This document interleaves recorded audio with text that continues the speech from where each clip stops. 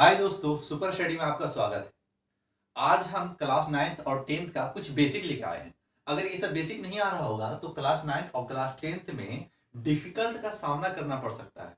कैसे? जैसे कहने का मतलब है कि अगर हमको एलसीएम नहीं आता है तो हम आगे चलकर नहीं बना सकते, 9th का मैथ नहीं बना सकते, 10th का मैथ नहीं बना सकते। और प्लस माइनस यानी अगर ब्रैकेट के इधर है, कहने का मतलब इक्वल टू के इधर डिजिट है तो उधर ले जाएंगे तो प्लस होगा कि माइनस होगा, इसको जानना जरूरी होगा आपको। और वो फैक्टर है जो 9th में भी है और 10th में भी है। अगर ये भी नहीं आता होगा तो कैसे बन सकता है क्लास 9th और क्लास 10th का मैथ?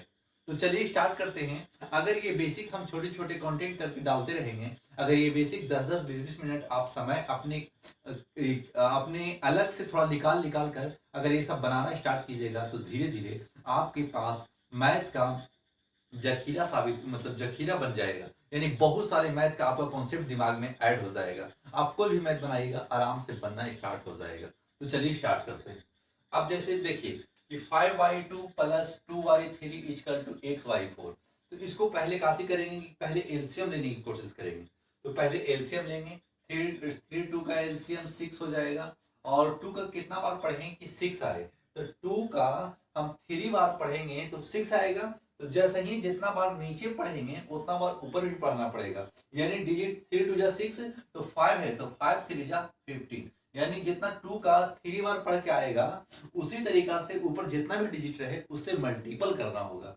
तो 2 3 जा 6 तो 5 3 जा 15 प्लस 3 का कितना बार पढ़ेंगे कि 6 आएगा। तो 3 का 2 बार पढ़ेंगे तो 6 आएगा। तो 3 2 जा 6 तो 2 2 जा 4 इक्वल टू XY4।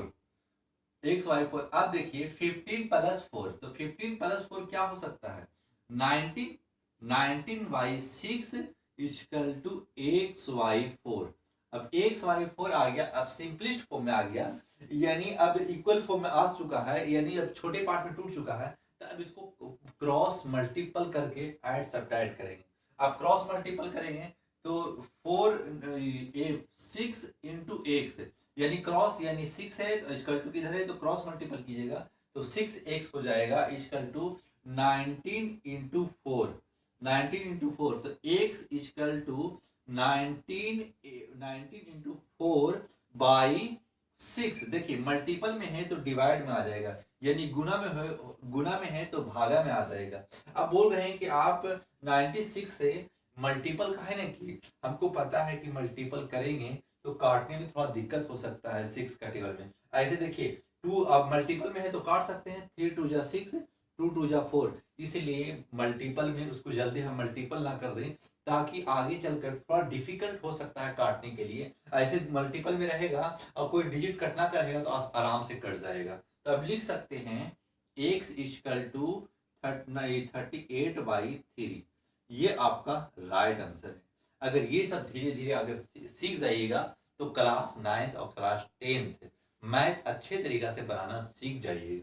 अब चलिए इसको देखते हैं। अब देखिए 3x है और 2x है और बीच में 9 है तो हम क्या कर सकते हैं? हमको पता है कि x यानी जो x के टर्म में रहता है उसको ऐड किया जाएगा, y के टर्म में रहेगा तो उसको ऐड किया जाएगा, और डिजिट के टर्म में रहेगा उसको ऐड सब्ट्रैक्ट किया जाएगा। यानी ऐसा नहीं कि 3x है और 9 इसको ऐड कर देगा, ऐसा हरगिज नहीं होता। कंडीशन क्या कहता है? 2x और 3x, x वाला x में जोड़ेंगे, y वाला y में जोड़ेंगे, m वाला m में जोड़ेंगे, घटाएंगे, इसी तरीका से बनाने की कोशिश करेंगे। तो 5x प्लस 9 इक्वल टू 19। अब देखिए अब सिंपल फॉर्म में आ गया। तो 5x अगर ये प्लस में है तो बराबर के इक्वल टू उधर जाएगा तो माइनस होगा, यानी बराबर 19 माइनस 9। ये ना कि 9 को माइनस कर देंगे इधर और उसको भी माइनस कर देंगे, नहीं, वो 19 उधर ही है, हम 9 को प्लस से उधर ले जा रहे हैं तो माइनस करना पड़ेगा। 5x इक्वल टू 10 और x इक्वल टू 10/5। अब देखिए मल्टीपल में था तो डिवाइड में आ गया। अब इसको काट दीजिए, 5 2 जा 10, x इक्वल टू 2। इसका आंसर आ गया 2। तो इस तरीका से सीखना पड़ेगा, लगातार देखना पड़ेगा, लगातार वर्क करना पड़ेगा। तो आप इस तरीका से मैथ बनाना धीरे धीरे। डिफिकल्ट तो होगा शुरू में, लगता है कि हमको मैथ नहीं आ सकता, ऐसा कुछ नहीं है। बनाते बनाते सब आदमी सीख जाता है। अब है फैक्टर। फैक्टर कहने का मतलब है अगर एम के मल्टीपल में अगर 1 लिख देते हैं कोई फर्क पड़ेगा? अगर 1 करोड़ से 1 से मल्टीपल करेंगे तो कोई फर्क नहीं पड़ेगा, लेकिन 1 करोड़ को 1 ऐड करेंगे तो कुछ फर्क पड़ेगा। तो मल्टीपल में कोई फर्क नहीं पड़ता है, लेकिन ऐड सब्ट्रैक्ट में फर्क पड़ता है। जैसे में कि 1m² प्लस 5m प्लस 6 है। अब इसको कहता है कि लास्ट ये कांस्टेंट है और ये कोफिशिएंट है। तो आप क्या कीजिएगा, लास्ट इंटू फर्स्ट मल्टीपल कीजिएगा तो 6 और 1 जा 6, और 6 को ऐसे पार्ट में तोड़िए कि ऐड या सब्ट्रैक्ट करें तो +5 आए और मल्टीपल करें तो +6 आए। तो हमको पता है कि m² plus 3m plus 2m plus 6 equal to 0। देखिए 3m और 2m ऐड कर रहे हैं तो 5m बन जा रहा है, और 2 का मल्टीपल कर रहे हैं तो 6 भी बन जा रहा है। तो ये फैक्टर सही हो रहा है। तो अब क्या करेंगे, m कॉमन ले लेंगे, m प्लस 3, 2 कॉमन ले लेंगे तो m प्लस 3। और ये हमेशा याद रखिएगा, जब भी ऐसा कंडीशन देगा तो ये बॉक्स हमेशा अगर इक्वल हो रहा है तो समझ जाइएगा कि फैक्टर सही, गुणनखंड सही हो रहा है, या ना था गलत हो जाएगा। अगर ये बॉक्स ब्रैकेट में, अगर ये ब्रैकेट अगर इक्वल है तो यानी हमें मतलब सेटिस्फाइड कर रहा है कि ये और ये बॉक्स इक्वल है, तो हमारा फैक्टराइजेशन सही हो रहा है। अब देखिए m प्लस 2 और m प्लस 3 इक्वल टू 0 कर देंगे। अब क्या चीज लिख सकते हैं, m प्लस 2 इक्वल टू 0 और m प्लस 3 इक्वल टू 0। बोले ऐसे क्यों कर रहे हैं? क्योंकि हमें पता है कि अगर 0 है तो हम इसमें m फाइंड करना है। फाइंड कौन सी करना है? देखिए ना, यहाँ लिखा ना यहाँ लिखा, तो आपको समझना होगा कि अगर ऐसा रहे तो अगर x है तो x ही का फाइंड करना होगा, अगर y है तो y फाइंड करना होगा, m है तो m फाइंड करना होगा। तो खुद ऐसा सोचना पड़ेगा कि आखिर इसमें हमको करना है फाइंड कौन चीज। अगर फैक्टर बोल दीजिए तो खुद समझ में आ जाएगा कि अरे इसमें तो m लिख लेगा, इसमें x लिख लेगा, इसमें y लिख लेगा, इसमें z लिख लेगा। उसको फैक्टर करके हमको किसी तरीका से उसका मान निकालना होगा। अब देखिए m प्लस, अगर ये प्लस में है तो उधर जाएगा तो माइनस होगा, तो 0 माइनस 2 m इक्वल टू -2, और m इक्वल टू अगर प्लस में है तो उधर जाएगा तो माइनस में होगा, तो m इक्वल टू -3। अब देखिए इसको आंसर कैसे लिख सकते हैं, क्योंकि hence hence m equal to -2 और -3। बोले कि इसका वैल्यू यानी दोनों एम ही का वैल्यू है, तो कोई मतलब एक वैल्यू -2 आया है, एक वैल्यू -3 आया है। अगर हेंस अगर आप हिंदी मीडियम से हैं तो हेंस की जगह पर आप अतः लिख लीजिएगा। अतः को ही हेंस कहते हैं। तो ये आपका डाटा समझ में आ गया। ये डाटा आपको अगर बताने में सक्षम हो रहे हो नहीं तो लाइक सब्सक्राइब कीजिएगा।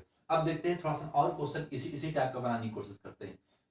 4 जैसे में हम ले लेते हैं कि 2m plus 6 plus 16 equal to 36।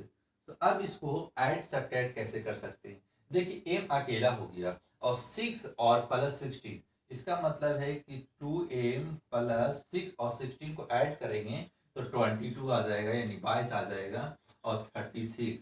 अब 2m इक्वल टू 36 माइनस 22। अब 2m इक्वल टू ये हो जाएगा 40, यानी 6 में से 2 जाएगा तो 4 और 3 में से 2 जाएगा तो 1, और m इक्वल टू 14/2 मल्टीपल में है तो डिवाइड जाएगा तो 7। तो m का वैल्यू हमें 7 प्राप्त हुआ, यानी m का वैल्यू 7 आया। तो इस तरीका से आपको ऐड सब्ट्रैक्ट आना चाहिए। तो यही रहा बेसिक आपका। अगर ये 4-4 5-5 जो रोज बेसिक आप हमारे वीडियो से देख लेते हैं और अच्छी तरीका से बना लेते हैं, वीडियो को पॉज कर लीजिएगा, क्वेश्चन पहले देखिएगा कि बनाने आ रहा है या नहीं। अगर आ रहा है तो धीरे धीरे आप मैथ सीखने की ओर बढ़ रहे हैं। अगर नहीं आ रहा है तो समझ जाइए कि आप कुछ ना कुछ तो कमी है कि आपको ये सब मैथ बनाने से रोक रहा है। अगर खुद मेहनत करना सीख जाएंगे तो शायद वो दिन नहीं रहेगा जो आप 9th और 10th का मैथ आप पीछे रहे, आप हमेशा आगे रहेंगे अगर ये सब बेसिक लेके चलते। Thanks for watching.